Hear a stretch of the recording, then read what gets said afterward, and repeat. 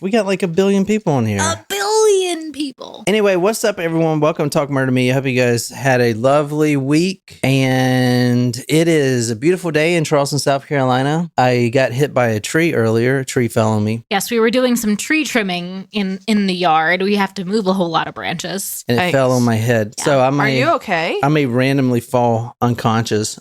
I got hit in the head with a basketball at basketball practice. Y'all are just full of concussions. And that's probably why my head hurts now that I think about it. Hey, Courtney. Not on purpose. So anyway, I have 2 stories today. One for Taco Supremos after this, and a little warning about that episode, which we're going to record right after this. If you plan to kill somebody, if you plan to commit a murder, at least before the cops get there, take down your Ted Bundy and John Wayne Gacy and Jeffrey Dahmer posters from your damn bedroom wall. Did that happen in this story? Yeah. What? A serial killer groupie murder story. This is kind of like how I'm afraid we're going to go. This is pretty recent news. Okay. And she also listed her favorite podcast, which is... Not us? My favorite murder. I'm just kidding. I don't know. Anyway, today I got a lovely story, man. I can't wait to get this one. This one is going to be... Oh, this is Natasha's story, she said. Ooh. What? She said, hell yeah, you're doing my story. Did you just post it on the Discord? She must have requested this. Okay, sweet. I think that you come up with all of these ideas on your own, but you see them somewhere and you're like, oh yeah, but you forget that it was a request. That is the next story after that, after this one. This one is... Oh, this is not the groupie poster one. No, that's right after this. Episode 2. Yeah, episode dos. Okay. Hey, Martin. This episode is a standalone episode, but we are doing a serial today, so there will be more episodes, but you don't have to, and this is pretty much a standalone killing, Single murder. Single murds. Yep. So anyway, Jen, are you going to do the thing? Yeah. Sweet. I believe this one's for Faith. Yes. I picked it out for you, Faith. Surprise shots. Surprise shots. We don't know what they are because they're a surprise. Quick, grab Luna. Luna wanted to see her. Luna? Luna wants to see Luna. Luna Moon. Is your name Luna and you love Sailor Moon? I used to love Sailor Moon. Because we would share the last thing in common. Yeah, I used to love Sailor Moon too. Yeah? You thought she was hot? Yeah. I still think she's hot. What are you talking about? All right. Cheers to you, Faith. Cheers. Cheers, Faith. Ooh, yeah.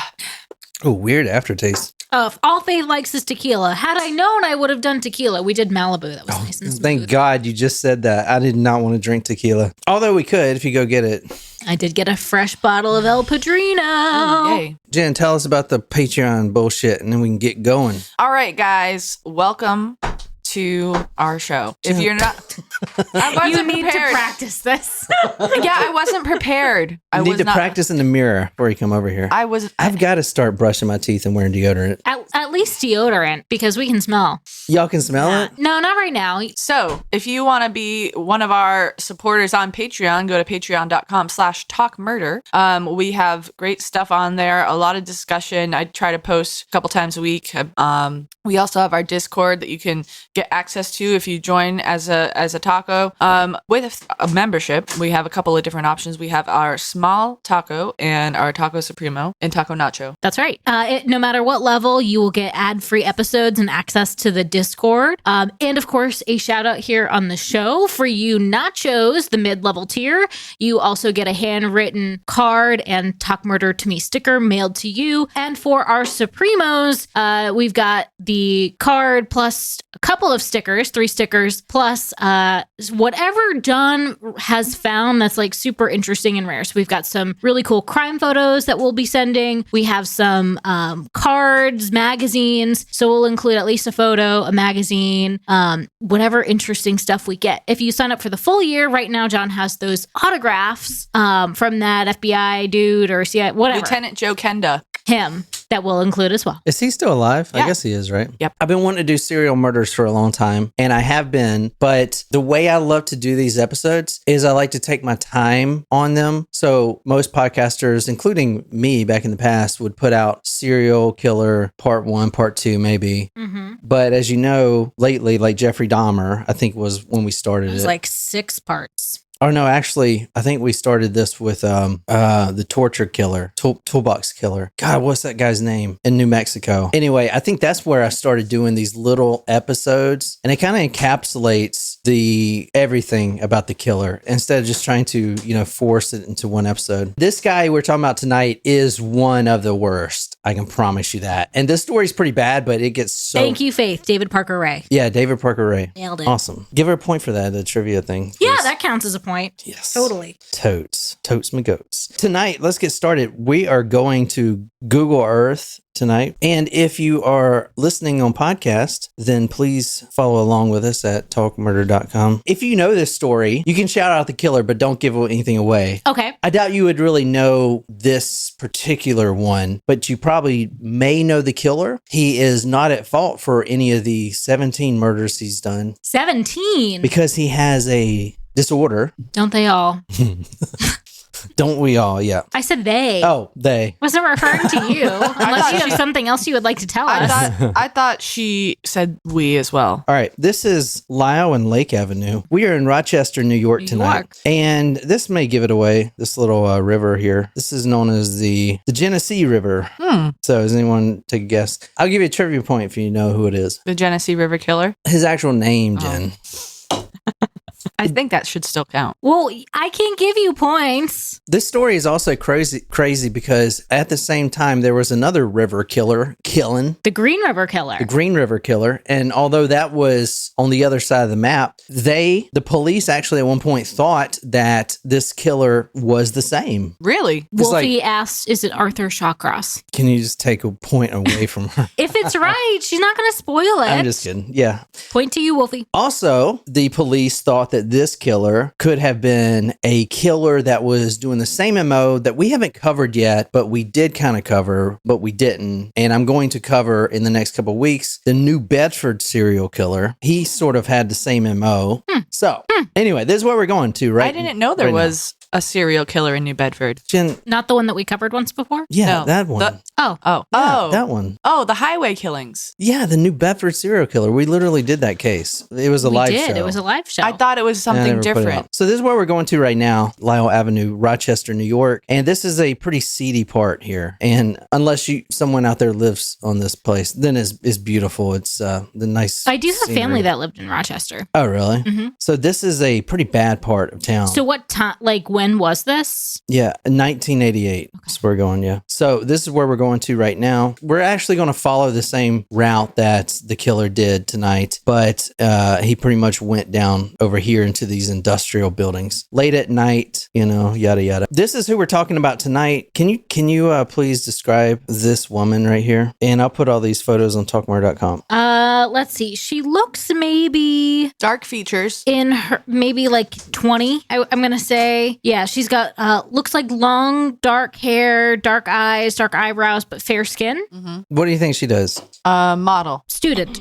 All right, so I told you that the police thought that at one point it was... she is a sex worker. Yeah, so the police thought at one point that this was the Green River Killer who was killing prostitutes, right? At one point, I believe the Green River Killer, Gary Ridgway, said, and I know this for a fact, but I don't know if this is the exact quote, but it's something to this effect.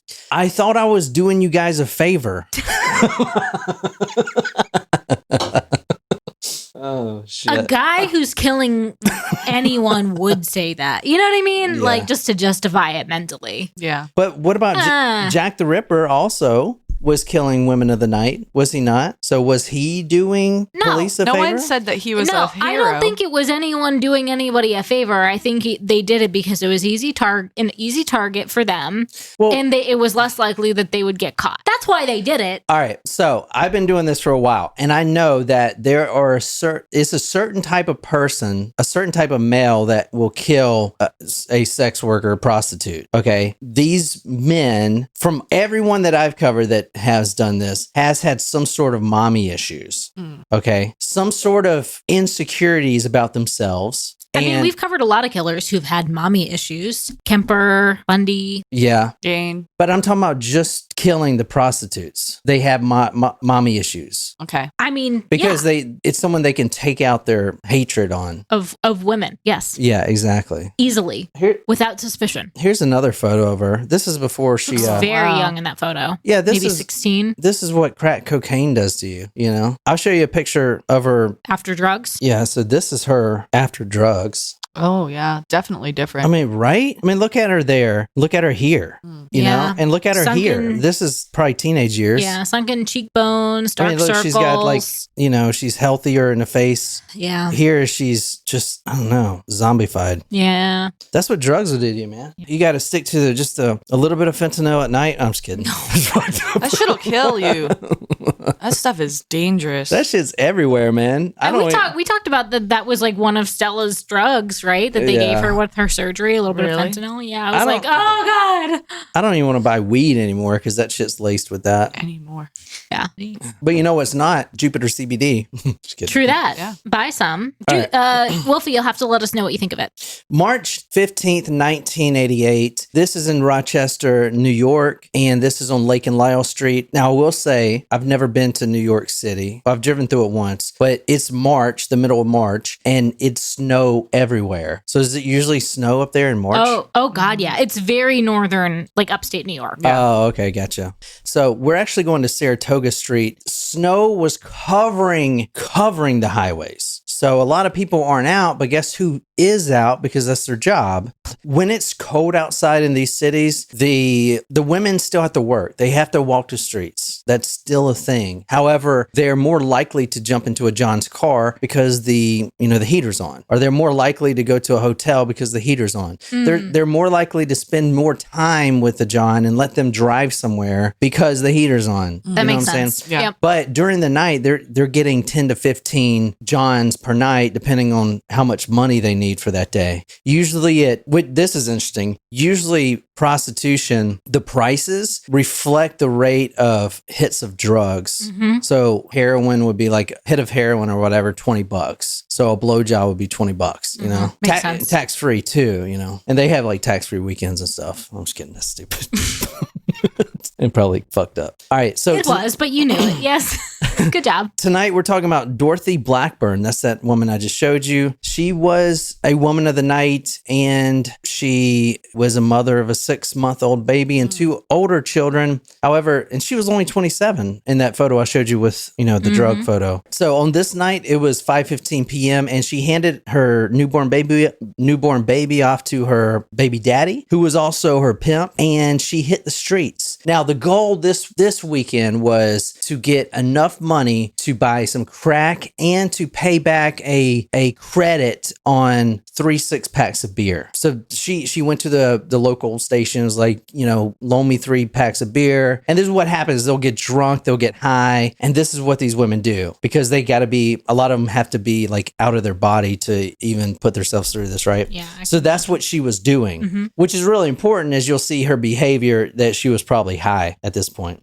So she's out going hooking, and we know she picked up about 5 different people that day. This is 5:15 when I'm starting, and she picked up a John who was driving a bluish, grayish Dodge, just nondescript anyone's car, and that's the last time she was ever seen alive. All right.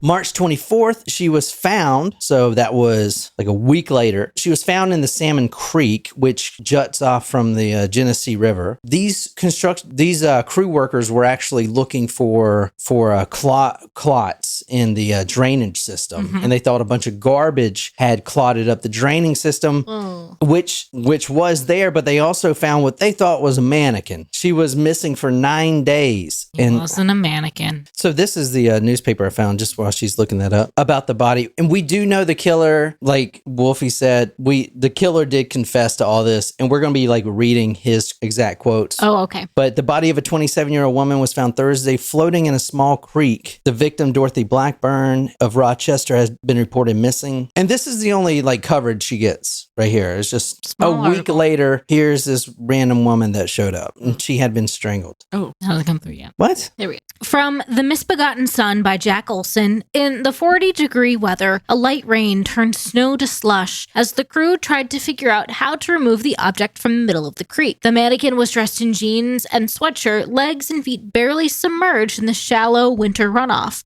head half concealed beneath an icy garland of weeds and brush. One of the men produced a steel rake, caught a belt loop on the jeans, and tugged the object toward the bank. The face came into view, and the workers realized that they were looking at a frozen body. The woman had heavy eyebrows, full lips, dark curly hair, and slightly irregular teeth. Her left eye was shut. She wore jeans, a hooded sweatshirt, and white Soda Pops brand sneaker. Her navy blue top was pulled up from the belt line, giving a bare midriff effect. Except for the one closed eye, there were no signs of struggle. No signs of struggle. None of the victims tonight showed any signs of struggle, which is kind of weird, as you'll see. But all right, how did she get here? How did this random woman get clogged up in the drain? The workers thought she was a mannequin of all things. Like, how did she get here from where she was? I mean, she's been hooking for years, several years, and nothing like this has ever happened to anyone that she knows. But now she ends up found a week later clogging a drain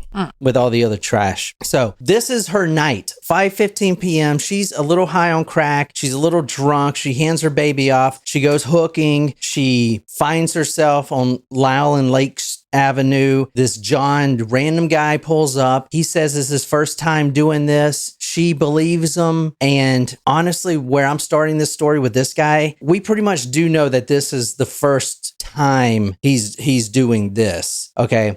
Picking up a sex worker, right? He says, you know, how much? And she says 20 for a blow, 30 for a half and half. A half and half is a half blow, half sex. Okay. So it's actually a good deal. So $20 for a blow, and then our $20 for full sex, and you ejaculate. Or you could do $30 for a half and half. It's very competitive pricing, you know. So is it paid by the amount of time? Like, how do you have half of either of those? I feel like those are just not things you can cut in half. Well, so it's really interesting because this. I'm going to refrain from answering that question. Jen, what'd you say? I'm not going to unpack whatever you said.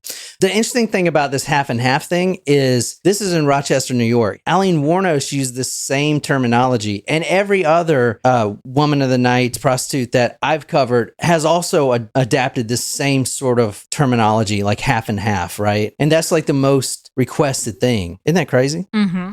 Now, the difference between this guy and any of the other Johns, now they pulled off into an industrial park. No one's there. It's dark. No one's working. Snow on the ground. This guy said, I'll take a half and half. And when I was pouring your coffee this morning, I was like, oh shit, this is like... Yes, I use half and half. Then he says, quote, I want to eat you while you give me a BJ, which is kind of weird. I mean, no, I don't know. Okay. We're just going to continue to move on. Yep. He wants a half and half, but now this guy is saying, quote, I want to eat you while you give me a BJ, which is weird because no John wants to do that because they've been with so many guys, and that's how you literally get mouth diseases. Yeah, that's what Brandon said.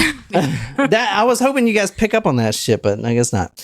All right. So she's like, you know, whatever. She's already high on crack on this point, so she doesn't care. He shifts around and they're basically in a 69 position now. He gets on top and puts his member in her mouth. Quote, and it felt good. However, at this point, which will be a common theme with this guy, he could not even get an erection, much less maintain it. Now, he's never had these problems before, ever. And this was his first experience. But this is also his first experience with a prostitute, right? Oh, this is his first. This is first. Ever. So, ever. Yeah, Got ever. it. Okay. So he's never, ever had those problems before. And this guy is pretty terrible, okay? At sex? No, at... Cunnilingus.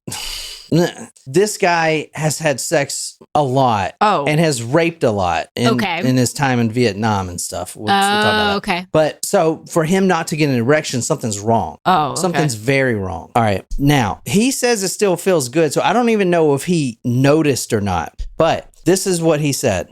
I kept on pumping and pressing into her with my tongue, he would later say. Then suddenly I felt a searing, burning pain in my penis that wouldn't stop. She was biting into my dick. Okay, so let's kind of unpack that right now. Now we're going to unpack the sexual acts. All right, they're 69 in his sedan. Pain that I can't even imagine. She just bit into it like it was a Vienna sausage. just bit into it. It's cold as hell outside, but yet it's just this warm, burning sensation that he's feeling in his crotch. And he looks down and blood is spurting on his seat and it is spurting on her face. And why would she do that? If it, like, what was was there a different sequence of events? Like, if this was unprovoked? No, this is what happened. But what? That's Well, interesting. I told you to remember she was high on crack. Yeah. Okay. And that this guy didn't get an erection. Oh, so maybe she was trying to stimulate him? No. Well, God, that's no. not the way to do it. Dorothy, also known as Dotsy, is very small and very petite. She's also a woman who doesn't take shit from Johns. She's been doing this for years. She is the first woman that will punch a John right in the nuts if she needs to, or do whatever she has to. And she's also known for making fun of them if they can't get it up or whatever. So I'm guessing that plus the crack that she was smoking before this. I don't know. I mean, it's basically signing her own death certificate at that point. Right. I would think so. Because like, you can't do that and not expect something bad to happen. Well, you know? I will say there have been other, and this guy, he's known as Mitch. From all the prostitutes call him Mitch. There have been plenty other ones after this event that have gone smoothly, not killing, nothing. So, I'm not saying this is the reason why he did it, but definitely didn't help. You know what I'm saying? Yeah. Because now he's looking down and his penis is almost half severed and it's spurting not only on the front seat, which was not even his car, it was his girlfriend's car. So it's spurting on the front seat. It's also spurting on her face. He looks at her face like, what the fuck? He's screaming. She is smiling. And remember, she's bent over at this point. Mm-hmm. All right. Now, so what do you think he did? He was like, I don't think I want this. I'll drop you back off. I have a feeling it went much differently than that if his penis is bleeding. This man, he has a disorder. He has a real disorder that we'll talk about in a later episode. All right. Anyway, this man's disorder, which is a deficient vitamin B disorder, but it causes angry outbursts, violent tendencies. This man, Arthur Shawcross, who is known as Mitch to these prostitutes, was actually the first serial killer ever to be diagnosed with an actual condition, saying that he really couldn't help doing this because this disorder, which I don't know how to pronounce it right, but this disorder, which we'll get into later, it basically, that's the symptoms, is violent behavior. Interesting. So anyway. So like taking I guess we'll get into a it later. multivitamin would have helped this. Yeah. Or like a vitamin B supplement. Wild. Yeah. And as we'll also get to, this man is on parole. He spent 25 years in prison, but he is out on parole. So he was in prison. We'll talk about this later, but he killed 2 small children and sexually abused them. And he was paroled. You guys don't seem shocked about that. We've heard crazier things. Okay. So now this guy's going to go ahead and kill 17 more people because he was paroled. Anyway. Wow. All right. This man, he is screaming at this point, and he's a big dude. They call him the killer whale. He is 300 pounds, screaming, what the fuck? He looks down, under her. Her face is right there. She is grinning. She is smiling. She is smiling at him. He says that he looked down, quote, blood spurting out all over the front seat of the car. He started screaming some more. Quote, that whore was grinning through my own blood. He feels dizzy, lightheaded. What the fuck is happening? He's losing a lot of blood. He could literally die. People die because their penises are severed, right? Mm-hmm. So he is losing consciousness. He's about to pass out, and he kind of looks back up, and what does he see right in front of him? Her hoo-ha? Her hoo-ha right in front of him, just like it always was. He swooped down and bit into her vagina as hard as he could and pulled back with his teeth. Something tore loose, he told investigators a year later. Something tore loose. I didn't care. So now she was bleeding also, but I could not stop the pain. I grabbed her by the throat with my hand, my right, and squeezed until she passed out. Yeah. So that takes grabbing it by the pussy to a whole new level. He is already going down on this woman, looks down. She's grinning, smiling, blood spurting all over her face. And then he just bites her pussy. That's what he says. Ugh. He swooped down and bit her vagina and then pulled back with his teeth. And then, quote, something tore loose. What the fuck tore loose? No. Her labia, probably. Oh God. The fuck is a labia? It's part of the vagina. Just the outer don't part. worry about it. See, the way you're feeling right now with your legs crossed is how I was feeling Yes. Yeah, I mean, understandable. Yeah. Yes, absolutely. Except, yeah, it's a little different. except it's a little different because I would say that hers was a lot worse. They thought this guy was some kind of sexual sadist. Well, I mean, he did this out of anger. But, and this guy gets a lot worse. I mean, everything you can think of in a killer, we're going to go over. Everything. Wonderful. I mean, necrophilia, cannibalism. Oh. We're going over all that. This guy has hit every box. The whole gamut. He was like, what else could I do that I haven't done? Boom, boom, boom. He wanted to hit every box kind of thing. Multiple lacerations on her vaginal area. Her right labia minora had a 3 centimeter vertical and a 1.5 centimeter horizontal laceration from the clitoral area. But that's a tear. Yeah. With the teeth. Stop. You can stop with the gestures. He can stop, but will he? No. Lateral to this, laceration in the labia majora left to clitoris. Seems like ancient hieroglyphics when I'm reading that. Keep in mind, she was high on crack, so she probably didn't feel any pain because after he did this, now blood from her is shooting in his face. So you have blood from him spurting on her face, and since they're 69ing, now blood from her is spurting on his face. Literally a reciprocal yin and yang here in this car in Rochester, New York. Oh, talk about a blood fest. We get it. All right.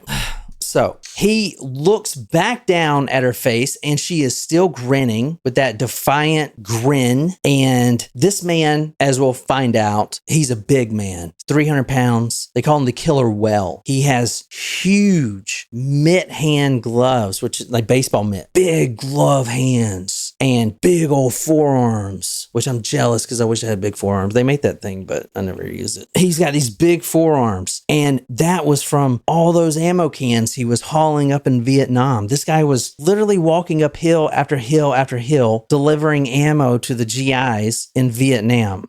So that's how he developed these big old arms. So he looks down at this whore, as he calls her, and his right hand, why didn't he use both hands? You didn't need to. Because his left hand is trying to stop all this blood spurting from his penis. So his left hand is around his member trying to staunch the blood. His right hand just reaches on her neck and just chokes her unconscious. Most strangulations, I've never covered a strangulation from a killer with one hand. That we know of. Yeah. That's like, in the movies, you lift them up. Yeah. I mean, great. Yeah. That's usually like a superhero thing. Yeah. Though, and you're like, oh, exactly. Or like Vader, like. Yeah. I mean, one hand to choke someone out. That's pretty impressive. I'm not going to lie. That's real impressive. Anyway. Have you guys seen the movie The Whale yet? Oh, God. Yes. You have? We watched that with Hillary. Yeah. No, we didn't. That was walrus. Tusk. Oh. The Whale. It just came out this year. Brendan Fraser's in it. He won an Oscar for Best Actor. It's supposed to be really good. What is that about? It's about him. It's about this guy who is morbidly obese and he is like depressed. Did he get that way for the movie? No, I think he did put some weight on, but I think he had a bodysuit for the rest of it. But he won an Oscar for that? Best Actor. Holy shit. Really? Yeah. Because he hasn't been in anything since like The Mummy. Well, now I'm just curious just because he won an Oscar for it. Yeah. It's supposed to be really good. No. What's the premise? Like he's just morbidly obese and he's morbidly obese and he's depressed, and I think Does he lose weight? I don't think so. I didn't see it. I haven't seen the movie, but I think that he attempts suicide in it or something. It has to do with like mental health, I think. But I haven't seen it. I really want to. Crazy. Is that on Netflix? I don't know where it is right now. Because I thought that was that one movie. Tusk? Yeah, where the guy like transforms. With Justin Long, yeah. So, I love Justin Long, by the way. Oh my gosh. So my friend Alicia from work, she knows Justin Long or knew Justin Long before he was famous. She actually has his phone number. Let's get him on the show. He's got his own podcast. Does he really? Yes. Like I don't know if he still has that phone number, but it was years ago. Dude, let's get him on, man. I feel like he would be on. Before he was famous, she used to screen movies when she was living out in Los Angeles, and they like worked for the same thing. And yeah, she knew him. He seems like just a great dude. Yeah. You know, like he's one of those actors you're just like, man, like you just seem so cool, you know? Yeah. So they're in the car. It's a blood fest, like Jen says. He chokes her out with one hand. She is now laying unconscious. So Dotsy's unconscious. She'll be out for about 10 minutes. So what does he do? He's got to stop this blood flow. Like whatever artery. Tourniquet. Is there an artery in your penis? I know there's one like in your very inner thigh. Oh, well, there's a lot of blood. So he's got to stop that. And he actually does something really smart. He opens his door. He pushes Dotsy off. Get the fuck off me. Opens his door, rolls out and grabs a bunch of snow, forms it into a ball, and then molds it around his penis. And that snow is going to like constrict the vessels and kind of stop the blood, which actually worked, you know, keep it on ice. That's why if you lose, you know, like, what's that girl that cut her husband's penis off? Bob it. If you bob it, you put it on ice. I thought that was to keep it like from going bad. The penis? The nerve, I don't know, Like- so you can reattach it. Yeah, like with all organs, like they keep those on ice for transfers, like in Rat Race. So he stops the blood flow. Then he puts a condom on, which will further stop the blood. Oh, interesting idea. Yeah, I feel like he learned this in Vietnam too, because like the tourniquet situation. Oh, I have a condom that works. You know, if you get shot overseas, or if you get shot here, which is like a new reality for everyone. I'm being serious, 100%. Let's say you're, God forbid, at school or at a bank or some shit, and there's a gunman, and someone gets shot, or multiple people get shot, but they're not dead. You take, if you're a woman, you take a tampon out of your purse and use that to put it in the wound. Stick it in there? Yeah, I'm not being funny. That's literally 100% what you need to do. Or if you get shot, you put a tampon in there. It's the best thing. Interesting. Maybe I should carry more tampons with me. But I feel like it would eventually, like, you'd have to change the tampon though. It doesn't Well, just yes. essentially. I mean, it's a temporary solution. It's temporary, Jen. You're not just going to walk around forever with a tampon string hanging out of your Your gunshot wound. If Oh, they man. seal it up, but the string's still there. That'd be funny. Okay, this has been great conversation. Dotsy is still alive, but she's just unconscious, and this man is beyond angry. He gets back into the car and he ties up her arms behind the seat using her own pants. They then drive to Northampton Park, pulled by a small bridge, and he turns the engine off. And I'll read this. I don't think I sent this to you, but this is from his own words, verbatim. I took the flashlight and inspected myself. What a bloody mess. All Miss Blackburn said was she felt like it when he asked her why she did it. I told her I won't be able to love a woman again. And then she started calling me a queer, a faggot, and cursing me. So at this point, now keep in mind, she says that she felt like it after he couldn't get an erection. So his story at this point is going to be now she's calling him these names. Oh, you must be gay. And then she starts calling him little man, little man with a little penis type of thing. And dude, she's saying this to a 300-pound man who just choked her out. He then grabs her hair. She's in the passenger seat, grabs her hair. And I remember her hands are tied and almost rips most of her hair out. Remember, he's got these big forearms. He grabs the mane of her hair and just yanks it loose from the roots. So a lot of it came out and is in his hands, and her head hit the back of the seat, right? Quote, now I told her she was going to be raped. All she did was laugh. Then I started to sweat real bad. So this guy, when he kills, as you'll see later, like these killers go through these real physiological changes. Like a lot of them, their vision blurs. Many of them see red, like their vision goes red. So things look red around the edges. Like I know for a fact that Elizabeth Wetlaufer, that nurse, she always said, oh, I was seeing red. When they get in this homicidal mania, they see red. with That's, him. yeah, it's like a common saying, I feel like. Yeah. It is, yeah. A lot of these killers, which is crazy because it's like, it's a physical thing. It's a physical symptom,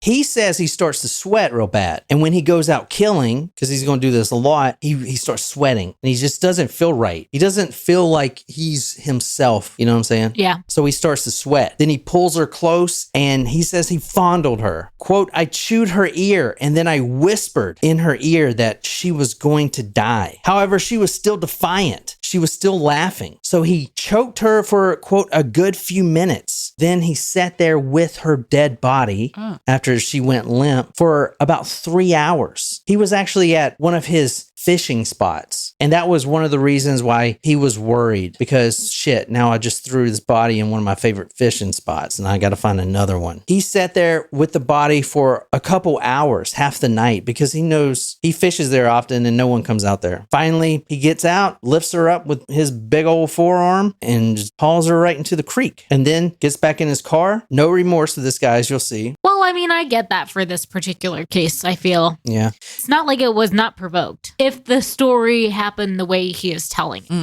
All right. But we only know his like side. if he's the one telling it, yeah, we only know his side. So. All right. Well, that's a really good question. For all of these episodes, I'm going to assume that he's telling things like they really happened because he is a psychopathic killer. And in fact, before he was paroled, Psychopathy is solved by a vitamin B deficiency? No, that's not psychopathy. That's something else. I'll tell you what that is in a second. But I was going to say, wow. Why? We should all be taking some supplements just no, in case. Go ahead. Say me. I should be taking some supplements. No, like all people. I take vitamins, but I'm not very good at taking them. Oh, I like. You're good at taking them every day. Yeah, but I'm you're not a homicidal maniac, psychotic, True, or but psychopathic. maybe if I'm not getting enough vitamin B, I will be.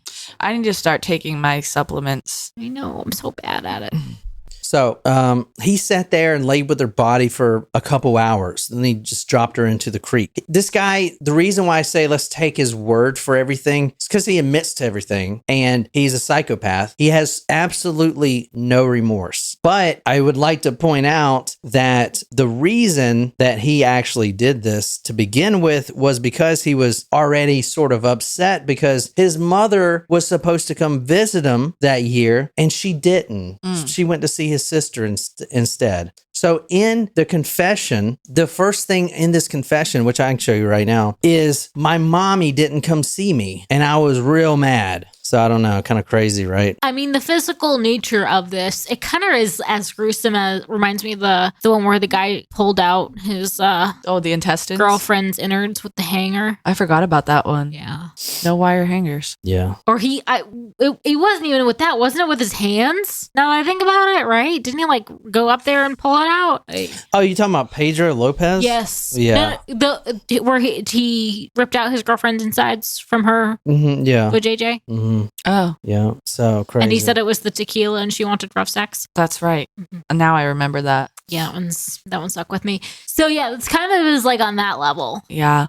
He does say that every time he killed, quote, I saw my mother's face. Ooh. Wow, he must have been really mad at her. My mother could have come visit me, but she did not want me around. Didn't even want me to come home. It's a lot of mother issues here with this one. So we are talking about Arthur Shawcross. I'm going to be doing his episodes more. I hope you guys like that one. I want to say after he dumped her in the river there, he went to Mark's coffee shop on Lake Avenue, which would be kind of his thing. You know, he goes and gets a nice hot Nice warm, espresso. Nice espresso, yeah. So we're going to be covering him. Dotsy was the first murder that he's committed after killing 2 children, which we're going to talk about just not anytime soon, in the next few episodes, I guess. He was paroled after 25 years. They didn't have enough evidence. The parole board knew that he killed these 2 children and sexually abused both of them, and it was terrible, terrible.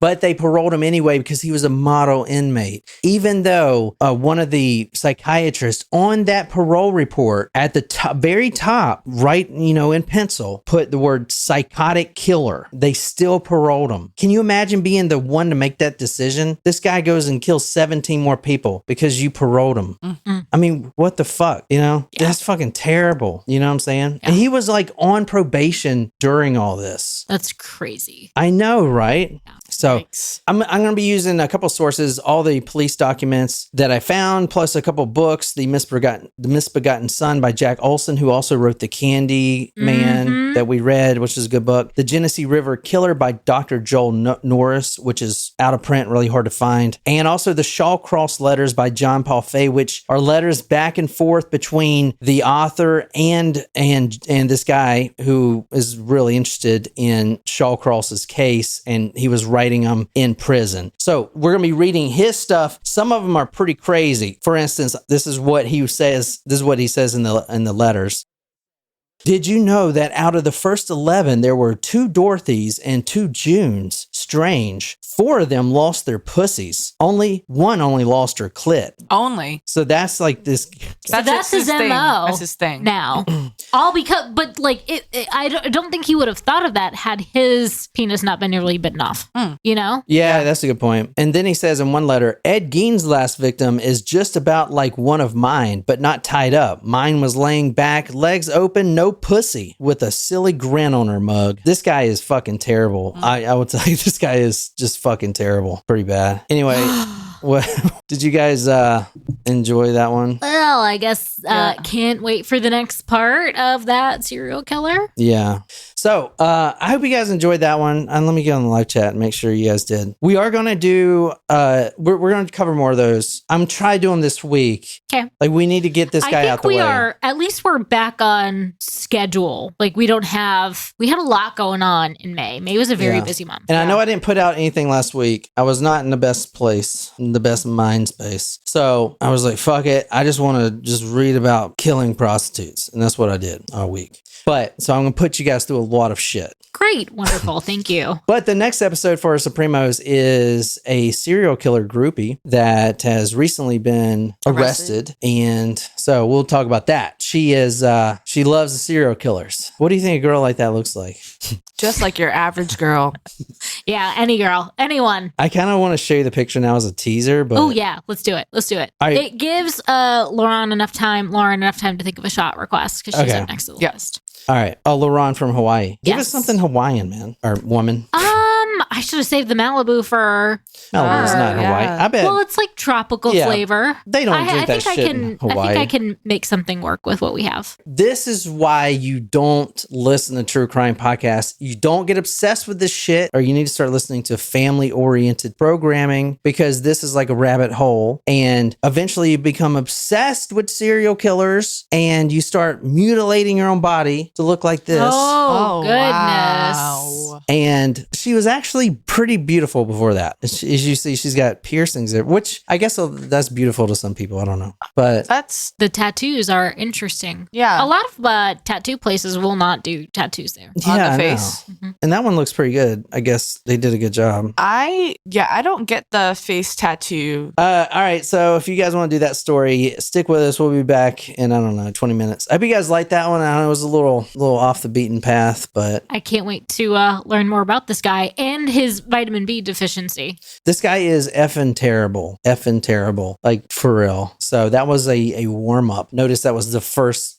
killing he's done other than 2 kids. So he's going to try to perfect his technique, and he gets pretty bad in it. So anyway, we'll cover that, on next episodes, and we'll be back at what time? I'm short break? Short 10 one? minutes? Yeah, 15. 15. Yeah. We'll be back in 15 minutes. I hope you guys enjoyed it. Be sure to subscribe. I'm doing shorts now, and I really don't... And they're on our TikTok too. Yeah, TikTok. That's all I got. So until next time, good night, you lovely, lovely people.